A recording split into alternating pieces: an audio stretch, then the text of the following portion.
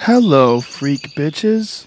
That's an abused word, love. There's way too many people throwing that word around like a beach ball at a concert. It's just too abused. Dude, all of that shit, and then like all of the stuff that people say that when you first see your kid, all like they fill your head up on what the fuck you're supposed to feel. Yeah.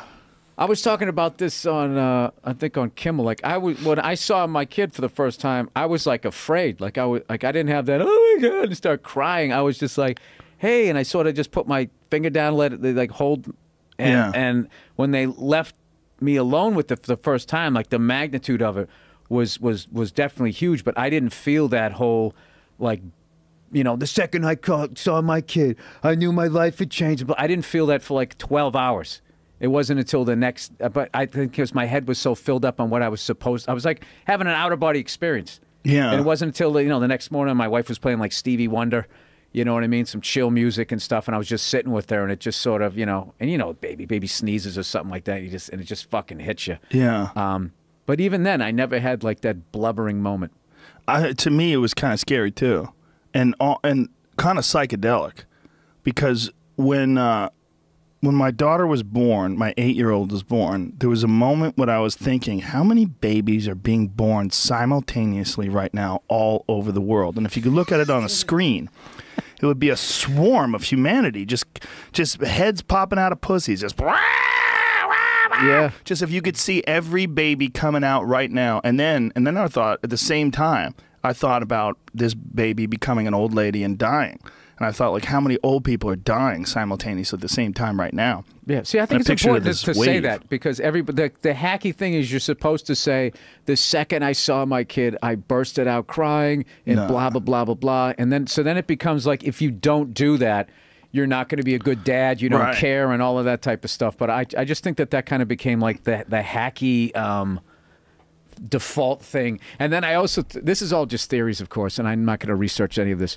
But I think parents try to outdo each other with their stories about what the fuck they felt, and it's just become like they're really like they're not sane people. Most parents, no. And I've learned to kind of already be like, they'll just sit down next to you, like you're Forrest Gump, and they'll just sit down and just start talking to you. So you just had your kid, all right? Well, this is what you got to watch out for, you know. And I remember my kid, and blah blah blah blah. Dude, it's like Airplane. You know what I mean? With a fucking person, he talks to him, and you want to kill yourself. Just wait until you start going to school.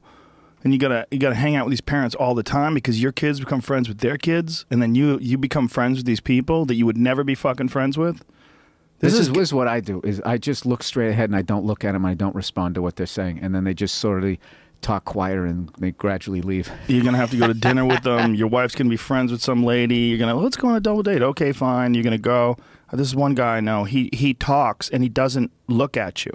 He tells me these fucking stupid stories about his kid and the basketball team, and he looks at you for a second. So Adam is in this basketball team, and then he starts looking down. He's like, and the coach won't put him in the game. And I'm saying, like, he's a good player. He's a good player. How come you're not putting him in the game? And he's fucking rambling with no regard whatsoever for your attention span, the entertainment value of what he's saying. He's just... the underlying insecurity of not being able to look at you, or he's so self-involved. He's self-involved, and he's doing some weird thing with his hands, where he's like talking with his hands, and I'm going, Jesus Christ! It's literally like someone's crushing me. What do you fantasize about doing to him? Oh, no, just running away. I don't want to hurt him. The guy's hurt by life.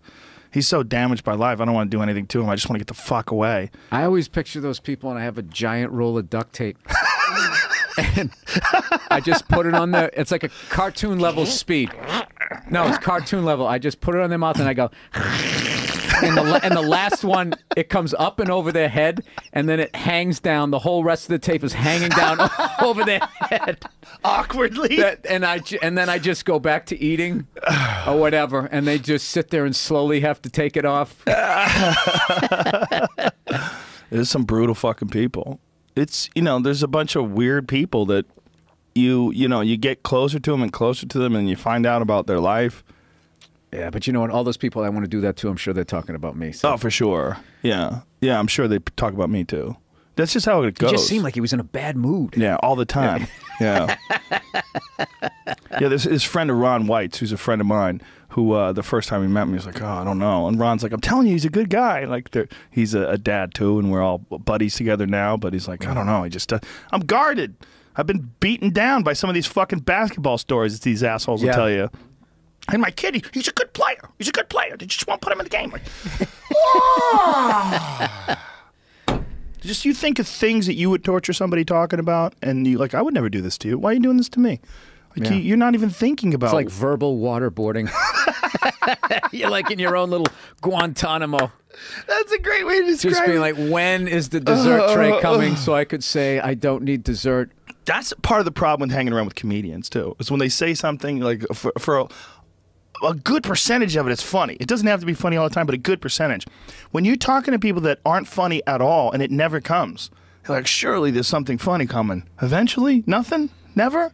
Never. Something compelling. Nothing. Not a goddamn thing. Just, I'm telling the coach, kid plays good. And that's when I start thinking like those duct tape fantasies, and then I start making myself laugh, and I have to pretend like I'm drinking, and then they get all weirded out because they see some weird look on my face, and it's the whole thing just fucking, it just goes south.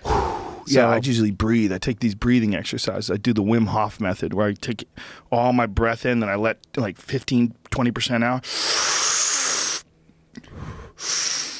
There's no way you do that across from a person. Well, I guess if he's not looking at you, he doesn't see it. Yeah, I do. I do it like this. Watch, ready? Dude, you look like you just got shot and you're waiting for the ambulance when you're doing it. Like you're just trying to hold up the...